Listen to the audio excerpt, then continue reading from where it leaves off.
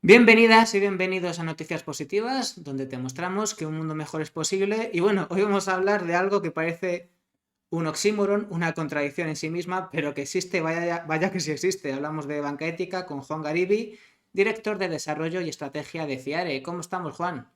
Hola, buenas tardes, ¿cómo estamos? Pues encantado de estar aquí contigo y que nos cuentes que es verdad, que la banca ética existe, Fiare es un gran ejemplo de ello. Yo diría, conozco Fiare desde hace años, como bien sabes, para mí son dos cosas interesantes Fiare. Es banca ética, por un lado, y también es una banca controlada por la ciudadanía. No solamente es ética en el sentido de el tipo de actividades que apoya, en las que financia, de las que de alguna manera pues tiene relación, sino también ese control. Si quieres, vamos a empezar un poco por esta dimensión ética. Explícanos que sí, que un banco puede ser ético y funcionar. Bueno, vamos a ver, si se lo preguntaran a nuestros padres o a nuestros abuelos, seguramente, pues igual no tendrían tantas dudas, ¿no? Porque han vivido una época en que, por ejemplo, las cajas de ahorro estaban muy pegadas al territorio, la gente estaba muy relacionada con ellas, siempre tenían una cuenta, incluso una buena imagen de lo que han sido históricamente las cajas de ahorros en nuestro país, ¿no? Nosotros lo que intentamos es rescatar los elementos positivos de cada una de las tipologías de entidades que hay o que ha habido, ¿no? Por una parte, de las propias cajas de ahorros, el compromiso con el territorio, el compromiso con la comunidad y la ausencia de ánimo de lucro, en el sentido que no distribuyes un beneficio a un propietario que lo está reclamando, ¿no? En segundo lugar, de las cooperativas de crédito, al final somos una cooperativa de crédito y, por tanto, somos una entidad democrática, participada, pues de ahí tomamos el sentido de las decisiones, no solo técnicas, sino las decisiones tomadas con criterio de una persona, un voto, ¿no? En una entidad que gestiona fondos y que gestiona capital, pues es difícil entender que luego las decisiones no se toman en función del peso de tu capital, ¿no? Y el tercer elemento, que sería el de las finanzas éticas, como antes decías, ¿no? El de la definición clara de dónde pones el dinero, que tu dinero solo esté en aquellos sitios que has identificado, que tengan un impacto positivo y que además sea controlable y explicable correctamente, ¿no? De manera que de esa forma cualquiera que sea cliente o socia nuestro, pues sabe dónde está su dinero, ¿no? Sabe en todo momento que hemos prestado aquí, aquí, aquí, aquí y a quién, ¿no? Eso significa que nuestros errores se van a ver en directo, ¿no? Porque alguna vez te equivocas seguro, ¿no? Pero bueno, pero al menos, la transparencia es para algo. La transparencia no es para decir cosas que luego no te gustan, sino para decir cosas que puede ser que algunas, pues, pongan de manifiesto, algunos errores, ¿no? Entonces, tiene en común todo eso, ¿no? Proyecto democrático, proyecto de desarrollo comunitario y proyecto de transparencia y de inversión en lo positivo, ¿no? Si quieres, vamos a ahondar un poco en lo que es la organización de FIARE, que son redes territoriales, porque sí, es un modelo participativo. Y eso significa, imaginemos que yo, si por ejemplo estoy en FIARE Madrid, yo que vivo en Madrid, yo puedo de alguna manera participar en la gestión del banco y a más, como dirían los catalanes, ¿puedo tener algo que decir en dónde se invierte el dinero del banco? Hasta cierto punto sí. Luego es verdad que al final, pues, la organización tiene profesionales en plantilla que somos los que en el día a día hacemos las cosas, ¿no? Es decir, no sometemos a votación, lo que hacemos todos los días en nuestro Claro. trabajo. Pero, lo que sí tenemos es, como un sistema mixto de participación. Por una parte, las personas y organizaciones, físicas o jurídicas, pueden participar en el banco haciéndose socias y se asignan siempre a una circunscripción territorial, ¿no? En este caso, en tu caso sería Madrid, en el mío sería Vizcaya, ¿no? Que había antes 2 grupos y se han unido en uno para hacer más fácil la gestión, ¿no? A partir de ahí, cada circunscripción convoca asambleas locales donde, se tratan temas de interés del territorio y algunos generales que hay que declinar en el territorio y definen un plan de acción para el propio territorio, ¿no? ¿Qué es importante para el banco hacer en Madrid? ¿Qué es lo que la sociedad madrileña ahora necesita de nosotras? ¿Dónde podemos trabajar con más interés? Además, hay una persona que le representa y, por tanto, representa al banco en el territorio desde el punto de vista institucional y nombra personas que son evaluadoras, que nosotros llamamos socioambientales. Nosotros, para dar un préstamo, hacemos una evaluación financiera que hacemos profesionales del banco y una evaluación socioambiental que hacen socios y socias del territorio, en el que nos dicen si el proyecto que nos pide financiación de alguna manera es coherente con nuestra filosofía. Por tanto, no decide lo que hace el banco, pero sí le pone límites a lo que hace el banco. Ese socio o socia organizado en el territorio, a través de la evaluación, está marcando la orientación del banco hacia ahí no y hacia ahí sí, ¿no? Es importante que esto lo hagan personas socias porque en ningún caso están viciadas por un interés comercial. Es decir, yo puedo tener interés en vender más Ujú, y eso me puede llevar, bueno, a, comillas, flexibilizar un poco, hacer más laxos los criterios para que puedan entrar cosas que normalmente no entrarían, pero nos pueden ayudar a hacer volumen, ¿no? En cambio, esa entrada en la decisión de socios y socias para dar un criterio a la hora de tomar la decisión de, oye, cuidado, por aquí no, por esto, pues eso al final determina cuál es el perfil, ¿no? A partir de ahí, pues hay otras maneras de participación. Antes decía que era un doble, estructurado de una manera doble. Hay entidades que juegan un rol específico que se llaman socios de referencia, que son entidades que siguen teniendo una persona un voto en la asamblea, pero que pueden sugerir nombres para el ah, consejo de administración del banco, que pueden hacer propuestas en su condición de entidades relevantes que juegan un papel de dinamización de nuestro banco, ¿no? Luego, esas personas que se proponen por socios y socias recogiendo firmas, por miembros de la mesa de socios de referencia, por lo que nosotros llamamos portadores de valor, todas esas candidaturas se votan una persona, un voto en la asamblea. Es decir, se trata de que no se les dé más voto, pero sí se les dé una opción de hacer propuestas para que al final, por decir una manera, por poner un ejemplo claro, eh, tú como persona socia o, yo qué sé, la Red de Economía Alternativa y Solidaria o Cáritas Española, votáis lo mismo. Una persona, un voto. Seáis quien seáis. Ahora, pues a ellos se les consultan aspectos claro. que igual no tiene sentido que se te consulten a ti, como, oye, ¿qué persona del ámbito de la intervención social creéis que podría estar en el consejo de administración? Como es gratuito estar en el consejo de administración, no es una gran oportunidad que te propongan, pero sí es verdad que ahí también un socio o socia puede al final ser miembro del consejo de administración, aunque tenga el mínimo de capital social, que son 295 euros, puede estar en el consejo de administración del banco, no representando, por tanto, una cuota de poder, sino representando una sensibilidad, ¿no? Claro, ahí se me ocurre que hay un eterno dilema que también, bueno, tiene mucho que ver con los movimientos sociales y cómo va la cuestión o el dilema o si quieres el desafío es de cómo armonizar esa participación ciudadana con la necesidad de que sean, bueno, en este caso, un banco que funcione, que sea efectivo, porque sería llegar al absurdo lo que pasa, y a veces ha pasado en muchos movimientos sociales, que se democratiza hasta el proceso democrático y hasta la discusión sobre el proceso se democratiza y al final todo acaba siendo una asamblea constante y eso muchas veces al final no es operativo, ¿no? Y al final nos perdemos en sacralizar los procesos y hacemos que muchas herramientas realmente nos sirvan. Y claro, esto llevado, hablamos de participación social, llevado a un banco, me imagino que ha tenido que ser un proceso de años para llegar a una fórmula en la cual se consiga eso, una participación ciudadana con una efectividad que permita que sea un banco bueno, cada vez mayor y que sea pues, efectivo y que funcione bien, con sus valores, pero que funcione. Sí, es un desafío. Quizá viene atenuado también porque nuestro sector está hiperregulado, ¿no?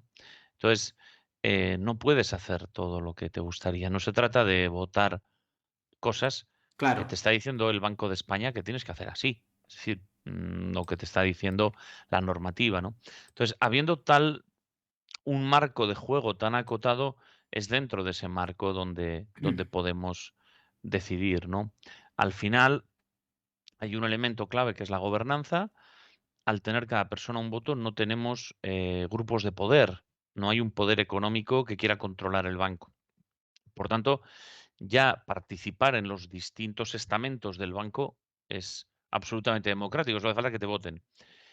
Y ahí ya, evidentemente, el órgano máximo de decisión es el Consejo de Administración del banco, y como está formado por personas elegidas de la base social, fíjate si se puede decidir que se puede hasta decidir, ¿no? Se puede hasta estar en el órgano último y tomar las decisiones definitivas, ¿no? Pero en todo lo demás, pues hombre, siempre hay un equilibrio. Los socios del territorio se reúnen, nombran a sus representantes, nosotros nos reunimos con los representantes, por ejemplo, Pongo un ejemplo práctico. Nosotros vamos a empezar en enero con una persona bueno, si todo sale según lo previsto, con una persona en Andalucía. Ujú, Hemos recibido ya propuestas de candidaturas, estamos evaluándolas y la semana que viene empezaremos probablemente a hacer las primeras entrevistas. Si todo funciona, pues en enero estaremos con una persona trabajando en Andalucía, eh, no con una oficina abierta al público, sino una persona desplazada para visitar entidades. Hombre, nosotros esta decisión es una decisión que al final se ha tomado en el banco, que se ha incluido en el presupuesto que ha sido aprobado por el Consejo de Administración. Pero esa decisión entra en el presupuesto y se propone como una acción para el año que viene por la presión de los socios y socias del territorio que dicen, oye, yo soy socio de este banco, estamos respondiendo, cada vez hay más actividad en Andalucía, pero en cambio no hay personas aquí contratadas.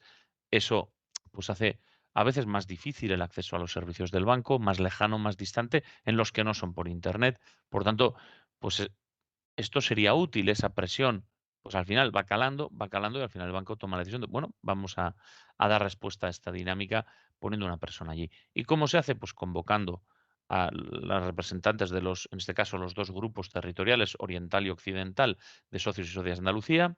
Como la persona va a estar en Sevilla, se convoca también a los socios y socias extremeños. Al final está más cerca Sevilla de Badajoz que de Almería, por decirlo de mm, alguna manera claro, a los socios de referencia que están en el territorio y se habla con ellos de, oye, ¿cuál es la idea? ¿Qué queremos hacer? ¿Cómo queremos hacer? ¿Cómo lo veis? ¿Cómo enfocaríais esto? Etcétera, ¿no?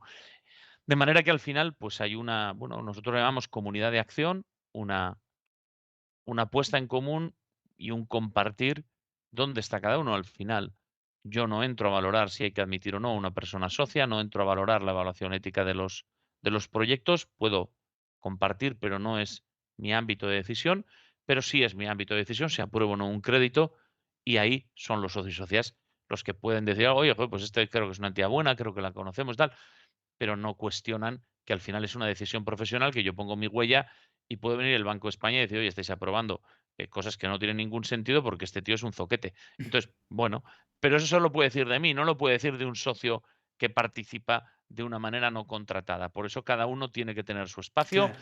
y ese equilibrio es la clave, ¿no? Saber cuál es el sitio de cada uno y abstenerse cada uno de invadir el espacio del otro, respetarlo y cuidarlo, ¿no? O sea, es darle legitimidad, acompañarlo y darle el espacio que necesita, dárselo entero y reconocerlo para que todos nos sintamos legitimados en el esquema de funcionamiento. Creo que queda bastante clara bueno, esta forma de operar, esta estructura, bastante equilibrada y muy interesante, muy efectiva. Y si quieres vamos a profundizar un poco más para que la gente que nos esté viendo entienda un poco de qué va la banca ética. Dos preguntas, aunque puede ser una. ¿En qué invierte un banco ético para ser ético y en qué nunca va a invertir? Vale, empiezo por la segunda, porque la primera hay que matizarla, ¿vale? En función de la orientación del banco. ¿En qué no va a invertir nunca un banco ético? Bueno, pues en cosas que se consideren que son perjudiciales. Es decir, perjudiciales o incluso en cosas que son neutras directamente. Un banco ético no está para competir con bancos, en principio, con bancos convencionales en cosas o con bancos clásicos, porque no parezca que es peyorativo, en cosas que ya hacen otras entidades, ¿no? Luego es verdad que hay gente que dice, oye, pues yo prefiero pedirte el préstamo a ti que pedirlo a ese banco, aunque lo que yo haga sea normal y no tenga ningún elemento así, bueno, particular, pues prefiero pudiendo elegir.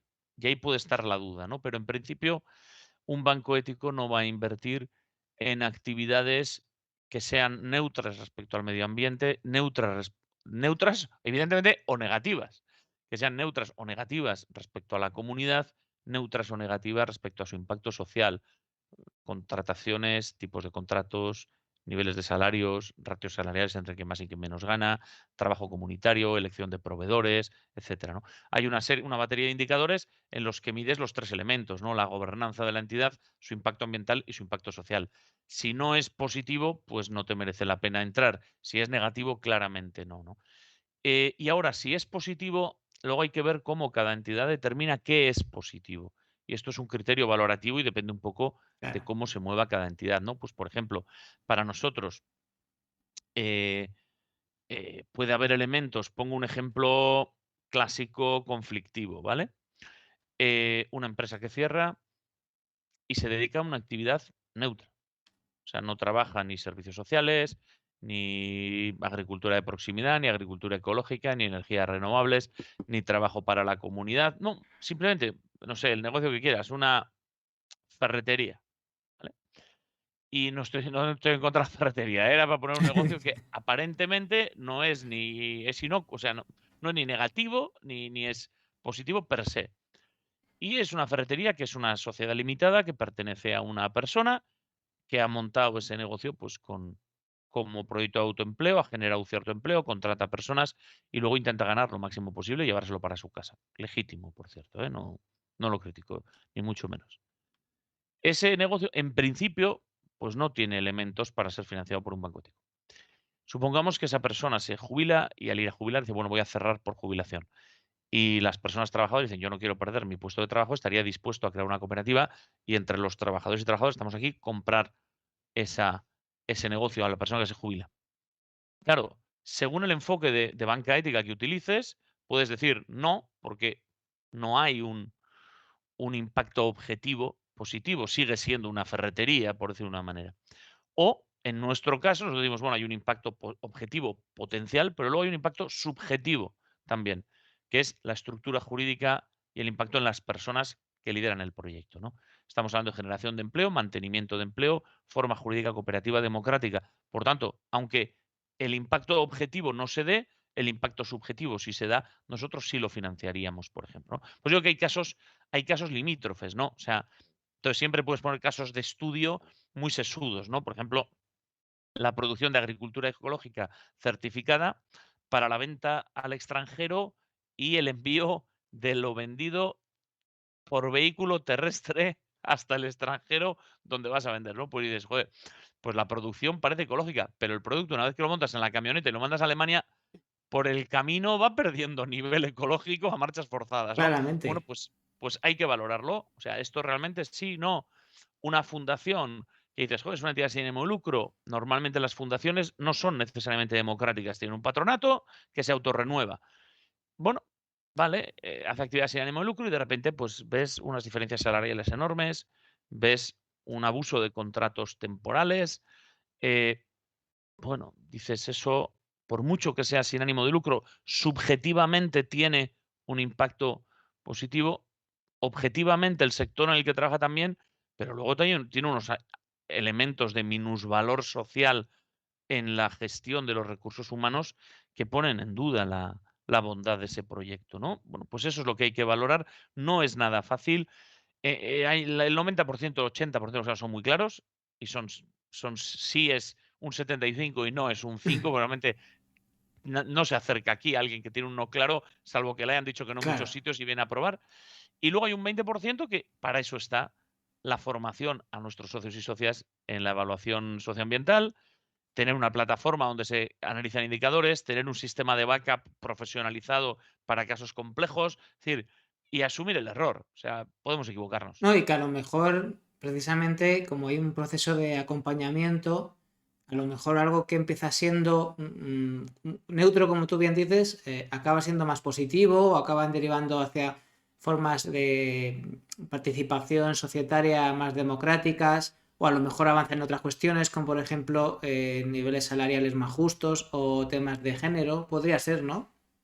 Sí, sí, incluso, mira, estoy pensando en un caso concreto, ¿no? Tú empiezas produciendo, estás en el sector de la automoción y tienes una sensibilidad ecológica y empiezas produciendo, por ejemplo, gestionando motores para GLP, para gas licuado del petróleo. Claro, tú dices, gas licuado del petróleo, ya la palabra petróleo ya te espanta directamente, ¿no? Y dice, no, no, no, por favor, por favor. Dice, no, pero es que es mucho más eficiente, se consume menos. No, no, no, por favor, petróleo, no. Y de repente, pues pasan al biogás y luego pasan, claro, y van evolucionando en la tecnología que utilizan para que sea cada vez menos contaminante, también porque el mercado lo está exigiendo. Entonces llega un punto que ese no va a ser el criterio porque va a ser eficiente, ¿no? Entonces, bueno, pues ahí es donde tienes que ver, ¿no? O yo qué sé, eh, cosas que te planteas, ¿eh? A mí, esto me planteaba alguien tomando un café hace poco, ¿no? Y dice, oye, tengo la oportunidad de participar en la construcción de un barco a hidrógeno y tal. Esto es hidrógeno, pero no tiene combustibles fósiles, no tiene, o sea, ¿tú participaríais? Y yo, claro, pues no sé, ¿pero a qué se dedica ese barco? ¿Qué va a hacer? ¿Transporte convencional? Tal, no lo sé, o sea, tienes que valorarlo, ¿no? Y dices, no. producción de palas eólicas. Bien, pero ¿quién las produce? ¿Qué forma societaria es? O incluso huerto solar. No es lo mismo un huerto solar orientado a autoconsumo que monta una comunidad energética en una zona rural que no un huerto solar que es directamente una inversión masiva en el sector energético de una SICAV perteneciente a una familia con una capacidad económica fuerte. Y dices, bueno, ¿qué pintamos nosotros ahí? Sí, es limpio. Bueno, pues lo que hacen ahí es limpio, pero claro, para validar el proceso tendríamos que saber por qué tanto volumen, por qué tanto recurso invertido, de dónde se generan esos recursos para invertirse luego aquí. Entonces, bueno, no es tan sencillo, ¿eh? No es tan sencillo. Al final tienes que estar seguro de nuestro socio o socia estaría orgulloso de que su dinero estuviera ahí. Esa es la pregunta clave, ¿no? Una cosa que se me ocurre es que, claro, al ser un banco que, por ejemplo, por lo que tú me explicas, pues a lo mejor no dais préstamos, digamos, al consumo o no tantos o no tantas hipotecas, da la sensación, y creo que es así, que sobre todo son préstamos y créditos a entidades para desarrollar estas labores o a empresas, a cooperativas. Entonces, claro, entiendo que eso afecta al modelo de negocio y que al final pues es un banco que precisamente sobre todo es un aliado de este tipo de entidades que son neutras tirando a positivas o a entidades que caminan en este sentido hacia la mejora, ¿no? Y no tanto créditos y préstamos al consumo o a otras cosas más chungas a los que invierten, en las que invierten los bancos, como armas, como especulación financiera o como estas cuestiones, claro. Mm. O sea, tenéis un campo Totalmente. más reducido de actuación, pero más interesante a lo mejor. Bueno, por decirlo, sí, en ese sentido nosotros somos especialistas, ¿no? Especialistas fundamentalmente en el tercer sector, especialistas en el emprendizaje social. Entonces, fundamentalmente trabajamos con fundaciones, asociaciones cooperativas y autónomos, fundamentalmente. Hay también mucha SL, pero suele ser una SL que pertenece a una fundación, una asociación o una empresa de inserción social, por ejemplo, o una persona que en lugar de ser autónoma como forma jurídica crea una SL pues para tener una estructura jurídica desde la que facturar y una cierta obligaciones contables un poco diferentes, ¿no? Eh, Luego, es verdad que con el desarrollo del proyecto nosotros vemos lo que ha sucedido en Italia, donde llevamos más años, y es lo que, bueno, tendencialmente puede suceder aquí, es que a medida que tú tienes más socios y socias, también las personas socias te dicen, oye, Claro. que yo además de estar quiero tener servicios, ¿no? De hecho, estamos haciendo ahora unas pruebas de créditos al consumo, en el sentido que son a particulares y son préstamos para eficiencia energética, autoconsumo o adquisición de alguna reforma energética en la vivienda o adquisición de vehículo híbrido o eléctrico, ¿no? Entonces, empezamos por ahí. Y evidentemente, en todo caso, siempre va a haber un componente que va a determinar este tipo de préstamos, que es el mutualismo. Somos una cooperativa que da servicios a las personas asociadas. Podemos hacerlo también con clientes que no sean socios y socias, pero este tipo de productos los lanzamos para las personas que están con nosotros y que quieren construir su gestión financiera con nosotros. Por lo tanto, nos piden a nosotros su financiación. Hemos empezado por el préstamo al consumo. Después de consolidar el préstamo a organizaciones, ¿llegará el préstamo a vivienda? Pues seguramente sí, pero no es nuestra prioridad. Estamos trabajando mucho en vivienda colectiva, en proyectos de cooperativas en cesión de uso, por tanto, y ya llegará lo otro, pero tampoco podemos afrontar todos los desafíos de golpe. Una entidad sin ánimo de lucro tiene ventajas y es muy bonita de ver, pero tiene una desventaja desde el punto de vista empresarial, es que no hay alguien que esté poniendo dinero para ganar mucho y recuperar y por tanto permite acelerar el crecimiento con esa inversión, sino que los crecimientos son progresivos y vamos al ritmo que podemos gestionar, ¿no? Otra cuestión muy interesante es que sí, tenéis servicios como por ejemplo, yo puedo domiciliar mi nómina y tener una tarjeta de débito, que eso es importante, ¿verdad? Que corrígeme si me equivoco. O sea, yo dispongo de esos servicios de domiciliación, todas esas cuestiones, esos servicios básicos como usuario de banca, yo los tengo en Fiare sin ningún problema. Y además Fiare, y en general la banca ética que hay en España, como vosotros como Trio 2 con 57, aunque estéis un poco hermanados, o Icocredit, bueno, todo lo que hay aquí en finanzas éticas, soy gente seria, y esto habría que decirlo, soy gente bastante seria. De hecho, el último barómetro ha dicho que, bueno, tenéis mucha menos morosidad y tenéis una salud financiera que demuestra, quizá tiene que ver con eso de que no buscáis el beneficio fácil o el pelotazo, que tenéis unas cifras de verdad bastante saneadas en cuanto a morosidad y riesgo. Bueno, yo creo que son modelos de negocio también, ¿eh? Y hay que ver cómo se estructura la forma de trabajar y qué le aporta a cada entidad, y eso tiene sus consecuencias, ¿no? Seguramente un banco ético O sea, no todo lo voy a pintar como esto es espectacular y esto es así porque es precioso, Claro. ¿no? También hay cosas que a veces no son tan fáciles, ¿no? Seguramente, un banco ético tiene cierta prevención, piensa que el sistema no le tiene confianza. Es decir, que realmente somos vistos como buena gente, tú lo has dicho, pero también como un tanto ONG. Y hay gente que no se cree que esto sea un banco, que esto funcione, que esto sea competitivo. Y precisamente para contrarrestar ese tipo de opiniones o de percepciones, intentamos ser absolutamente exquisitos en el elemento crítico que es la morosidad. Porque la morosidad tiene un impacto fuerte en tu cuenta de resultados, pero tiene un riesgo reputacional muy fuerte en función de cómo intentes recuperar esos impagados, ¿no? Y por eso hay que andar con muchísimo ojo, ¿no? Es decir, ahí es donde te la juegas. Puede haber modelos, ahí tenéis pues los establecimientos financieros de crédito que trabajan con crédito al consumo, que saben que van a tener una ratio de morosidad mucho más alta, pero juegan con productos estandarizables, vendibles muy fácilmente, sin apenas consumo de recursos humanos, simplemente a través de web, etcétera, o por acuerdos con comercios, y un tipo de interés más alto que les compensa unos fallidos más altos. Es decir, puede ser más rentable ese modelo, aunque tenga más fallidos, pero aguantan el riesgo reputacional de ejecutar créditos, de llevar a gente a juicio, de quedarse con su casa, etcétera, etcétera, etcétera.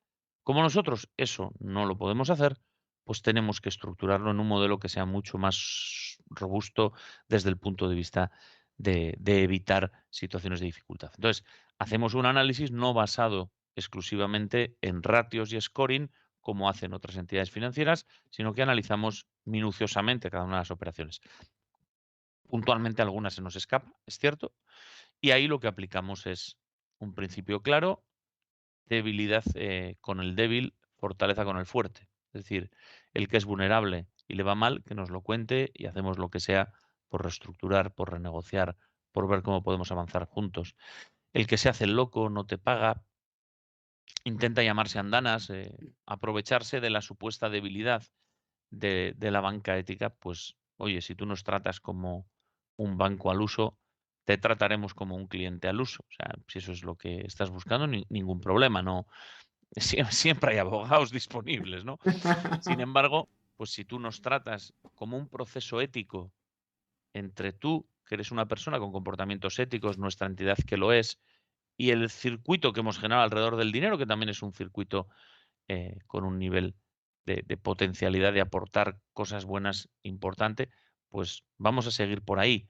Es decir, vamos a seguir tranquilamente gestionando la situación y eso nos lleva a tener un ratio de fallidos ridículo, ¿no? De hecho, este año, nosotros casi todos los años, ¿no? Pues, entonces, el presupuesto anual, mejoramos el presupuesto fundamentalmente porque no solemos tener eh, un consumo de los recursos que teníamos en el presupuesto previstos para eventuales fallidos, que por prudencia tienes que preverlos, pero luego en la realidad apenas se producen. Ahora mismo, ¿qué números, digamos así, qué tamaño tenéis? ¿Qué números puedes dar que ejemplifique un poco el tamaño de Ciare como banco y su crecimiento?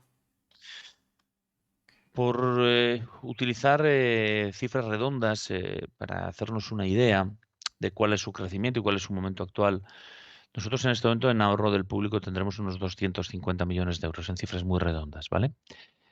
Pero lo curioso es que casi 50 de esos 250 son crecimiento de este año, o al menos más de 40, ¿no? En un año. Eso sí, sí.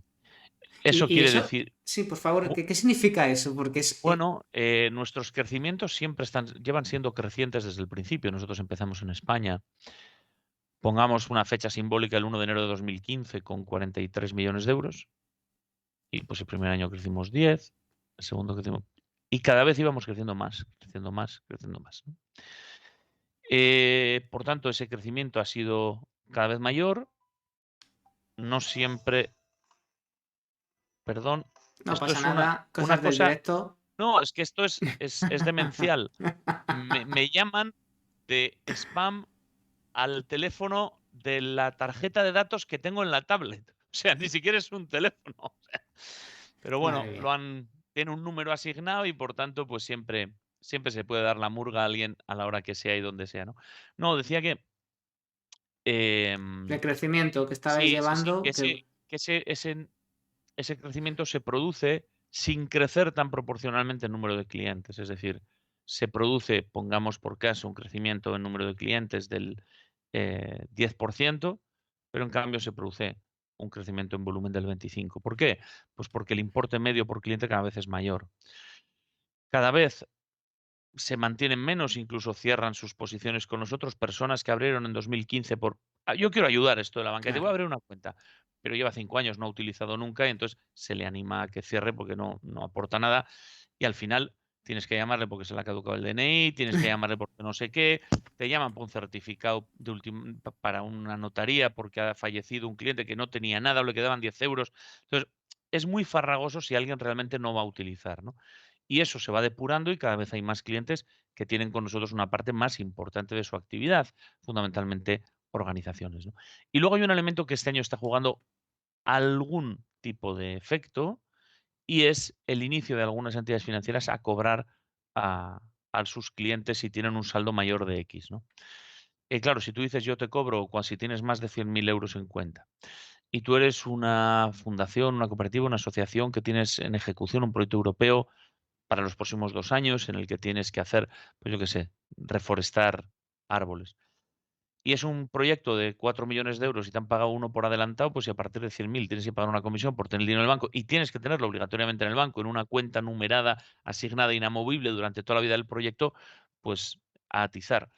Y entonces yo creo que hay entidades que no solo esto les ha movido un poco, sino que cuando preguntan: "Oye, pero a mí no me habéis cobrado nunca por tener dinero". Yo entiendo que en este momento el Euribor está negativo y antes era una oportunidad que alguien te trajera dinero, ahora es casi un problema.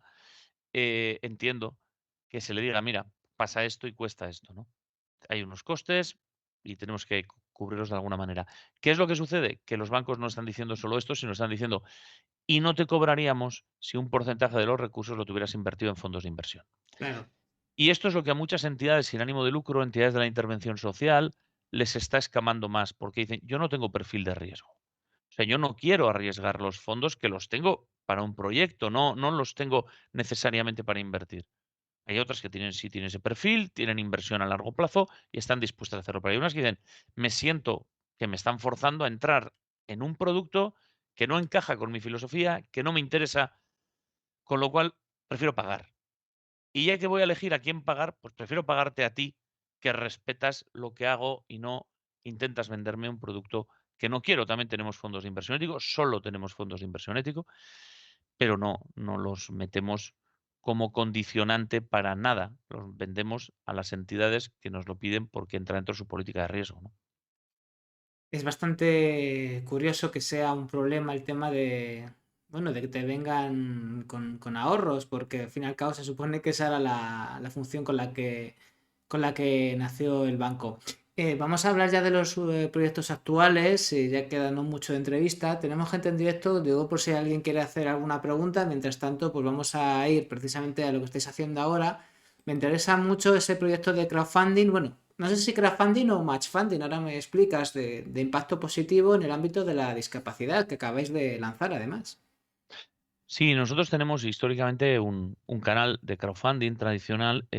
Tenemos dentro de la plataforma Goteo, tenemos una sección propia.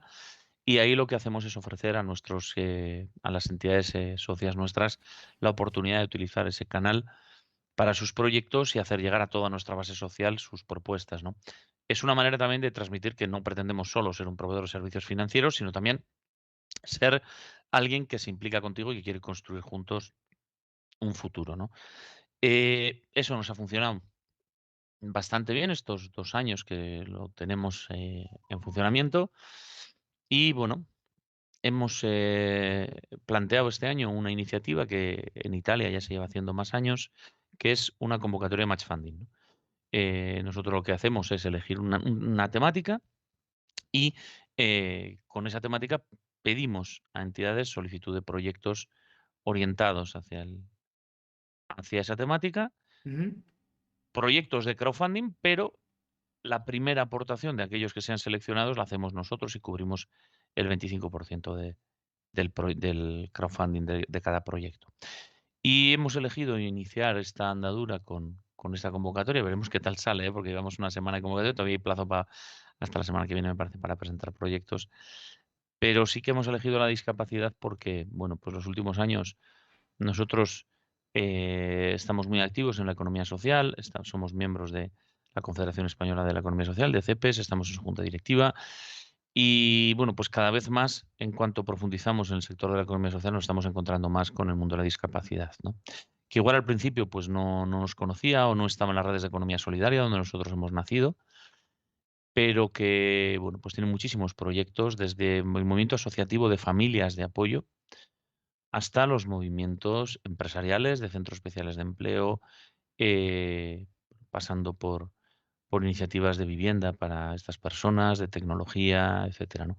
Y son proyectos que son intensivos en inversión y, por tanto, necesitan apoyo de una entidad financiera. Y bueno, una manera de decir, durante estos últimos años, estáis trabajando cada vez más con nosotros, nos estáis ayudando a hacer crecer nuestro banco, trabajando esas financiaciones, pidiéndonoslas a nosotros. Y bueno, pues queríamos responder reconociendo ese valor que hay en el sector, dándolo a conocer también a nuestra base social de manera más amplia y comprometiéndonos con ellos, ¿no? Bueno, pues lo mismo que nuestra entidad, pues por decisión de la Asamblea de Socios y Socias Trabajadoras, pues decidimos hacer huelga por el clima el viernes de hace un mes aproximadamente. Y bueno, pues con el dinero que hemos recogido ahora, pues lo vamos a emplear en proyectos de reforestación y al final el banco no se va a quedar con el dinero que no ha pagado a la plantilla por hacer huelga, sino Ujú. que lo va a aportar a proyectos que tengan que ver con un proyecto por el clima elegido y este año hemos elegido reforestación. Pues lo mismo, es decir, siempre se trata de no somos solo un banco, somos más cosas, somos un proyecto de transformación social, somos un proyecto de construcción de una comunidad humanista, solidaria, en favor del bien común, y eso lleva pues que igual, bueno, pues somos más lentos tecnológicamente a veces, tenemos menos estructura, somos más artesanales para lo bueno y para lo malo, y eso se compensa en el otro lado con que pues hacemos las cosas desde unas convicciones y de un compartir valores que te puede llevar, pues eso, a un proyecto de crowdfunding o a, o a plantar árboles, ¿no? En cada momento lo que corresponda. O, por ejemplo, se me ocurre que me parece muy interesante, nosotros tenemos un grupo de socios y socias particular que se llama Jóvenes por Fiare. Ajá. Es un grupo de personas por debajo de 35 años que en estos momentos varias de ellas están en Honduras visitando proyectos de microcréditos con los que estamos colaborando, de manera que también estructuramos su forma de participar en el banco que responde a unas necesidades diferentes, ¿no? Quizá no tienen capacidad económica como puede tener una persona que lleva 20 años trabajando y ha ahorrado, pero Jesús, perdón, Jesús, pero, no pero pasa nada. sí tienen la capacidad de aportar dinamismo, ideas, propuestas y de en esa participación no tener filtros, o sea, no pensar, bueno, igual si no sé, me cae. No, no, venga, hala. Y que eso también es muy sano para nuestra organización y por eso, pues intentamos cuidarles lo que podemos y ahora, pues, hay varias de esas personas que están en Honduras y hemos aprovechado que estaban en Honduras para inaugurar las cuentas de ellos ya tenían como Jóvenes por Fiare una cuenta de Instagram, pues hemos inaugurado una cuenta de Instagram del banco en España, de Fiare Banca Ética, así pues podemos también hacernos eco de esas iniciativas, ¿no? Ya estamos terminando la entrevista. Después de cada entrevista, a mí me gusta hacer un pequeño viaje por la web para que la gente pueda contactar por la web de la iniciativa a la que haya entrevistado. Entonces, ahora mostrar a la gente tanto la web del banco como también en concreto de este match funding o de crowdfunding, como lo llamemos. Sí que quiero que, bueno, pues que antes de terminar, que no haya nada que se quede en el tintero. Entonces, por ejemplo, cuéntanos precisamente qué es lo que consideras tú que debe quedar dicho para que la gente entienda precisamente qué es FIARE, su esencia. Bueno, mm, bueno, yo creo que lo importante no es que la gente se plantee, a mí me da igual, como los bancos son todos unos no sé qué es, pues no, no buscamos eso. No buscamos gente que huya de nada. Buscamos gente que ha experimentado en sus militancias diversas, que en su militancia profesional, sindical, ecológica, religiosa, espiritual, ecológica, de tantos tipos, de familia de una persona con discapacidad, que decía antes, ¿no? en una de esas a las que dedica tiempo, dinero y energía, que eso es lo que determina la calidad de una persona, ha pensado que el dinero juega un papel y que prefiere que ese papel que juega el dinero lo haga a favor de aquello a lo que dedica tiempo, dinero y energía. Y quiere construir un camino con nosotras, ¿no? Entonces, pues viene y en lo que podemos, pues trabajamos juntos, pero sobre todo construimos juntos desde esa condición de socia, ¿no? Nosotros no queremos crecer mucho en número de clientes y en clientes muy grandes y que tengan mucho dinero y que hagan cosas muy importantes, y que también los tenemos, pero queremos crecer en buena gente que aporta valor y que ayuda a construir comunidad desde esa capilaridad y poco a poco, con esa paciencia de quien construye proyectos sociales, que no busca una solución mañana. Los del Rainbow Warrior no pretendían solucionar el clima hace 30 años, ¿no? Pretendían denunciar que algo estaba pasando y sabían que ellos no ganaban en esa guerra, en ese barco, ¿no? Pero sabían que ponían su piedra en el camino, ¿no? Pues esto es lo mismo, ¿no? O sea, tú dices: "Yo quiero dejar un futuro mejor a mis hijas", y para eso, pues me comprometo con cosas, pues esta es una a la que te puedes comprometer. Entonces, si te quieres comprometer en el ámbito de la gestión económica y del dinero, pues es un proyecto válido para eso y te esperamos con los brazos abiertos. Pues un mensaje que, vamos, yo creo que para noticias positivas no hay nada más adecuado, porque es esa línea, esa dirección que tenemos de construir un mundo mejor. No somos noticias amables, que es lo que decimos nosotros, ni noticias que quedan bien para aliviar nuestras conciencias. No, no. Intentamos hablar de la gente que intenta construir un mundo mejor, y eso a veces significa hablar de problemas o de cosas que se hacen mal, pero buscando una salida, y sobre todo significa hablar con quienes estáis en ese camino constructivo y positivo de hacer un mundo, pues eso, mejor. Así que muchas gracias, Juan Garibi, y bueno, muchas gracias y ojalá que sigáis creciendo porque vamos, desde 2015 que has dicho, no sé si eran 40 y tantos millones, hasta ahora 250, es una exageración. La próxima vez que hablemos, a ver si son 500 o 1000 millones. Bueno, veremos. Para entonces igual nos llega para fichar un futbolista al paso que van las cosas, porque también los costes de las cosas, los euros, los ceros, cada vez estamos perdiendo más la perspectiva, ¿no? Pero sí, sí, yo creo que lo vemos. Éramos 8 personas, entonces somos, me parece que 31 ahora, y está previsto incorporar 4 en los primeros 6 meses del año próximo, con lo cual todo hace pensar que va a seguir ese ritmo porque es una necesidad de la sociedad, ¿no? Porque al final la gente cada vez es más consciente de las cosas, de aquello que perjudica y de aquello que beneficia y intenta alejarse de lo primero y acercarse a lo segundo. Por tanto, si somos capaces de acogerles bien y darles un buen servicio, se quedarán. Ojalá y cada vez sea mayor esta comunidad de FIARE, que no me cabe ninguna duda. Muchas gracias, Juan. Seguimos en contacto y seguimos aquí en Noticias Positivas. Un fuerte abrazo. Muchas gracias. Chao, chao.